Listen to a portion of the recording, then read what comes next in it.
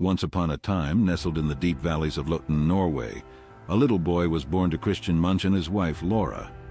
It was December 12, 1863, a frosty winter's day. They named him Edvard. And my dear young friends, this little boy was going to shape the world of art like no other. As a child, Edvard was often ill, and during the long winter nights he would entertain himself by drawing and painting. He transformed his loneliness into beautiful art, creating worlds within worlds. But life was not easy for Edvard, as his beloved mother succumbed to tuberculosis when he was only 5. This sorrowful event was carved deep in his heart, and the echoes of this sorrow spilled into his works later on.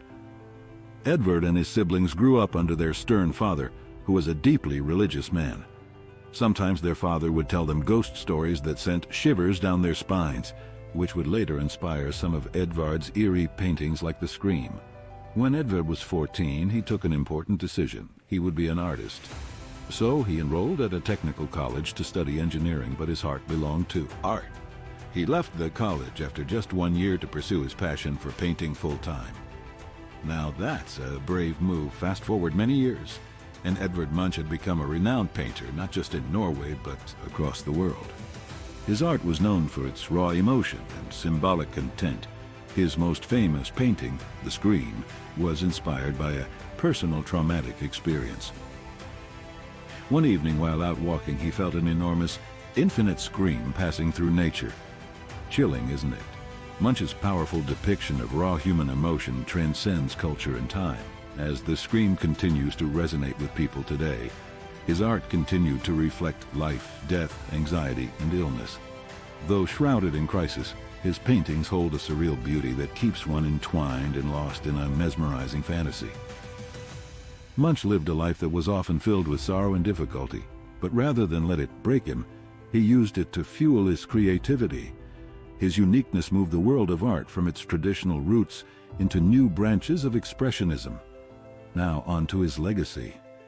A legacy can be as bright as the sun or as subtle as a whisper, but it interweaves with time, marking its presence forever. And Edvard Munch, my dear children, left a profound legacy.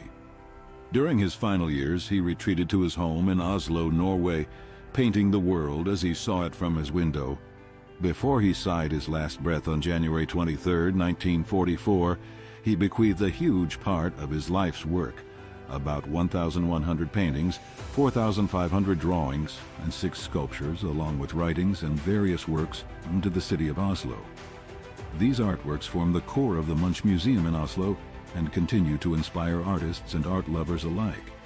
Today, Edvard Munch's paintings are among the most expensive in the world, with The Scream selling for nearly $120 million at an auction. Though departed, Munch's spirit continues to live on through his paintings. His journey makes us realize that life can unfurl myriad shades of experience, both blissful and bitter, and that's the beauty of life. Different strokes for different folks.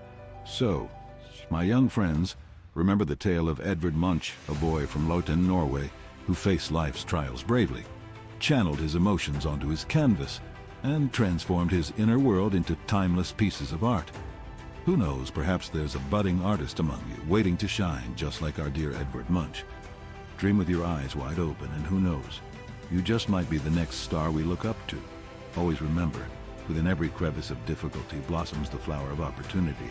Just have the courage to find it. And that ends our story, sayonara until we meet again.